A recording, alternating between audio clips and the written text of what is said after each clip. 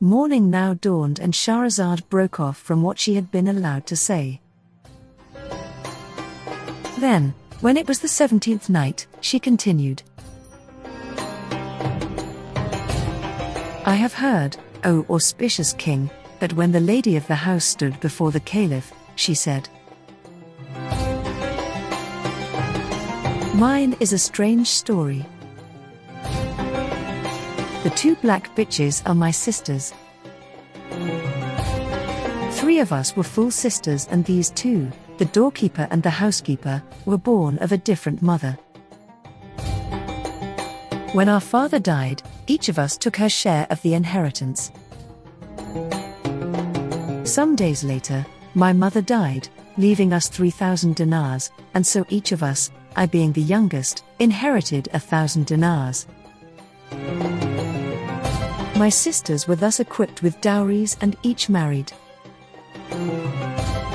Their husbands stayed for a time, but then they collected trade goods and, each of them taking 1,000 dinars from his wife, they all went off on a voyage together, leaving me behind. They were away for 5 years, during which time the men lost their money and were ruined, abandoning their wives in foreign parts. After 5 years, my eldest sister came to me in the most squalid of states, dressed as a beggar, with tattered clothes and a dirty old shawl. When I saw her, I didn't recognize her at first and took no notice of her. Then, realizing who she was, I asked her what had happened, but she said, It is no use talking, sister, the pen of fate has written God's decree. So I sent her to the baths, gave her clothes to wear and said, Sister, you have been given to me in exchange for my father and mother. My share of what the 3 of us inherited has been blessed by God, and it has allowed me to thrive and become prosperous. You and I are equal partners. I treated her with all kindness and she stayed with me for a whole year. We were concerned about our other sister, but it was not long before she too arrived in an even worse plight than the eldest. I treated her even better than I had treated her sister, and both of them shared in my wealth. Some time later, they told me that they wanted to marry again as they could not bear to remain without husbands. My dears, I said, there is no longer any benefit to be got from marriage, and good men are hard to find now. I don't see any advantage in your proposal, and you have already had experience of marriage. My sisters did not accept that and married without my approval, although I covered all their costs. They then left with their husbands, who very soon afterwards played them false, took all that they had and went off, abandoning them. Once again they came back to me, covered in shame, apologized and said, Don't blame us. You may be younger than us, but you are more intelligent. We shall never again mention marriage, so take us as your slave girls that we may have a bite to eat. Welcome, sisters, I said. No one is dearer to me than you. And I kissed them and honored them even more than before. This went on for a full year, after which I decided to fit out a ship to go to Basra. I chose a large one and loaded it with goods, merchandise and everything needed for the voyage. I asked my sisters whether they would prefer to sit at home until I returned from my voyage or whether they would like to come with me. We will go with you, they said, as we cannot bear to be parted from you, and so I took them along. I had divided my wealth in 2, taking half with me and leaving the other half behind, with the idea that, were the ship to be wrecked and we survived, there would be something to support us on our return. We sailed for some days and nights, but the ship then went astray as the captain had not kept to the right course, and without realizing it, we were sailing in the wrong direction. This went on for some time, and over a period of 10 days we had fair winds. After that, the lookout climbed up to investigate. He called out, "Good news," and came down full of joy and told us that he had seen what looked like a city resembling a dove. We were delighted and, within an hour, we could see the place in the distance. We asked the captain its name, but he said, "By God, I don't know. I have never seen it before and never in my life have I sailed on this sea. But things have turned out safely and all we have to do is put into harbor. Look out your merchandise and if you can sell and then buy up whatever is there. If that does not work, we can rest here for 2 days, buy provisions and go on with our voyage." We put in and the captain went up to the city.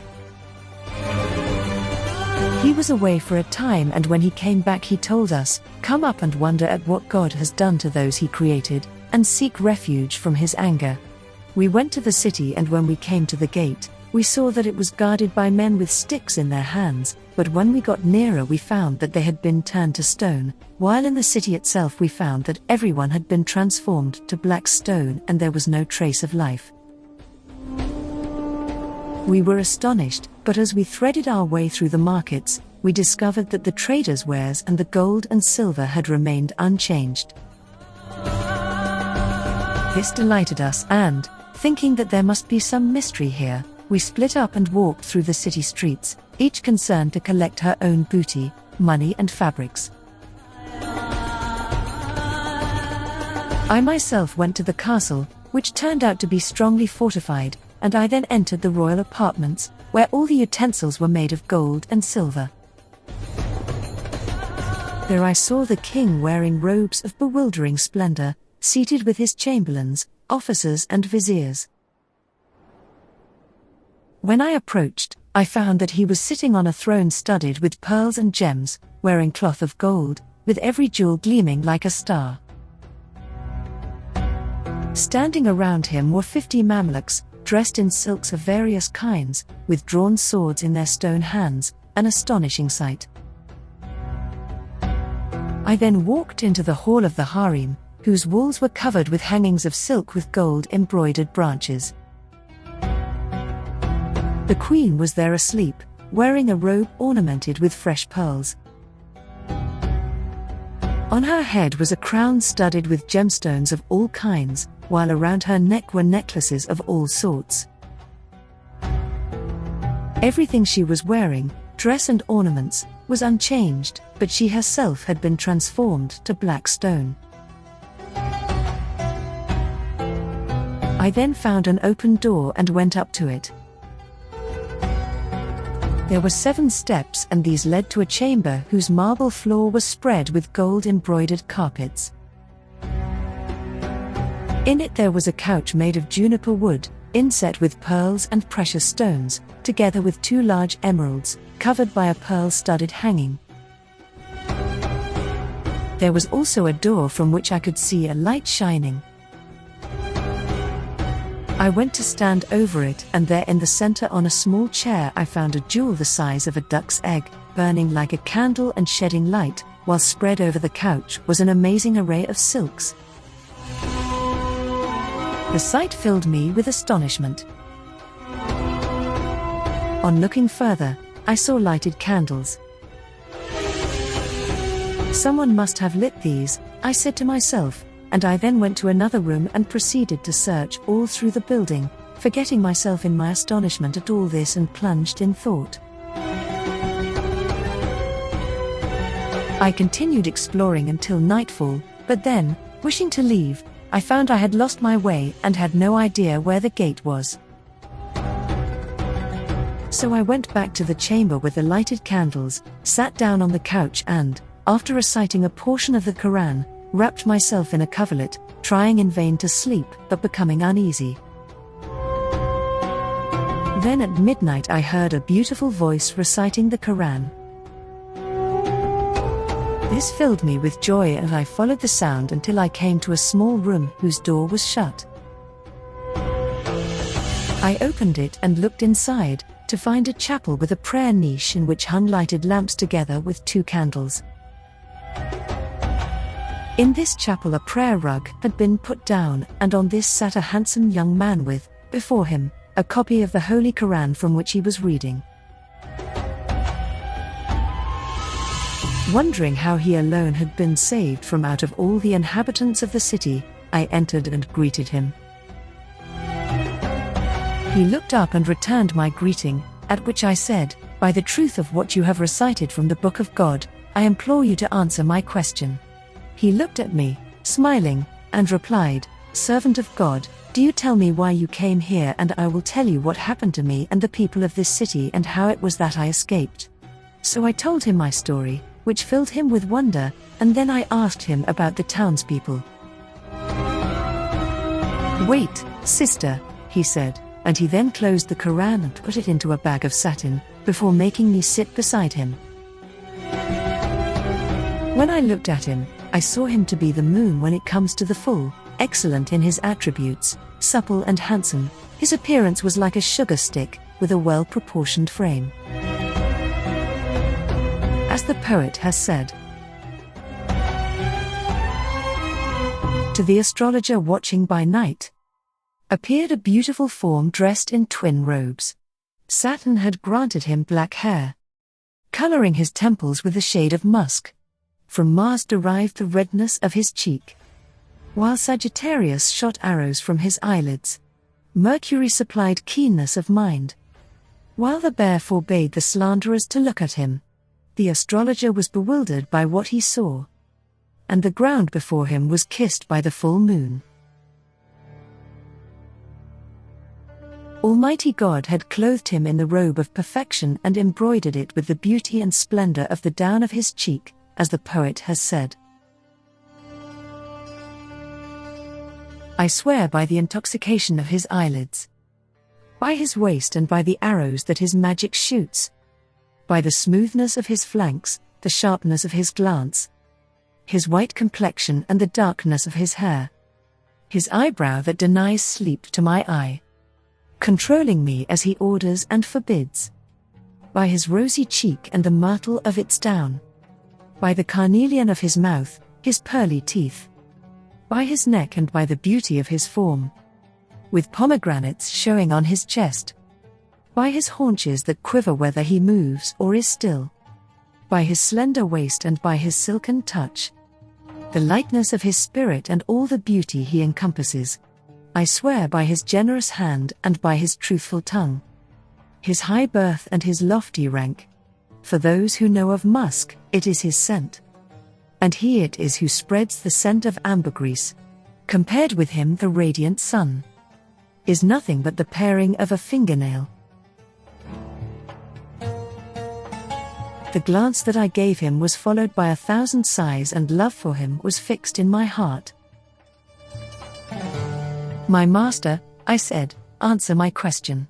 "Willingly," he replied, and he went on, "Know, servant of God, that this is my father's city, and he is the king whom you saw sitting on the throne turned into black stone, while the queen whom you saw in the hall is my mother. All the people of the city were Magians, worshipping fire rather than Almighty God. They would swear by fire, light, shadows, the heat of the sun and the circling sphere. After my father had for long been without a son, late in his life I was born to him. He brought me up until I was a grown man, and good fortune always preceded me. With us there was an old Muslim woman who believed in God and his apostle in secret, while in public she followed the practices of my people. My father had faith in her because he saw that she was trustworthy and chaste, and he showed her great respect, thinking that she was his co-religionary. When I grew older he entrusted me to her, saying, "Take him, give him a good upbringing, ground him in the tenets of our faith and look after him." When she had taken me, she taught me about the religion of Islam with the obligations of ritual purification and of prayer, and she made me learn the Quran by heart, telling me to worship none but Almighty God. When she had done all this, she told me to keep it hidden from my father and not to tell him lest he kill me. So I kept the secret for a few days, but then the old woman died and the people of the city sank ever further into unbelief and presumptuous error. While they were in this state, suddenly they heard a mighty voice like the rumbling of thunder, calling out in tones that could be heard far and near, "Citizens, turn away from the worship of fire and worship God, the merciful King." The people were startled and they all came to my father, the king, and asked, "What is this alarming voice that we have heard, astounding and terrifying us?" "Do not be alarmed or frightened by it," he replied, "and do not let it turn you from your religion." Their hearts inclined to what he said, they persisted in their worship of fire and they acted even more wickedly until a year had passed from the first time that they had heard the voice. They then heard it for a second time and, after 3 years, for a third time, once each year, but they still clung to their beliefs.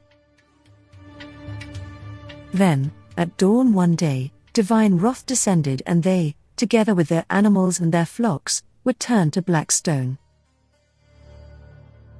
I was the only one to escape, and since that happened, I have been living like this, praying, fasting and reciting the Quran, but I can no longer endure being alone, with no one to keep me company.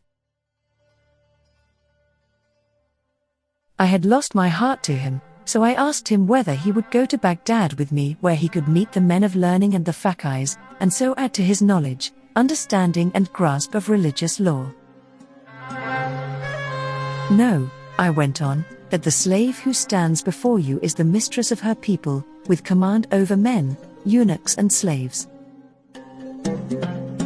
I have a ship laden with merchandise and it was fate that led us here in order that we should see these things, and it was ordained by destiny that you and I should meet."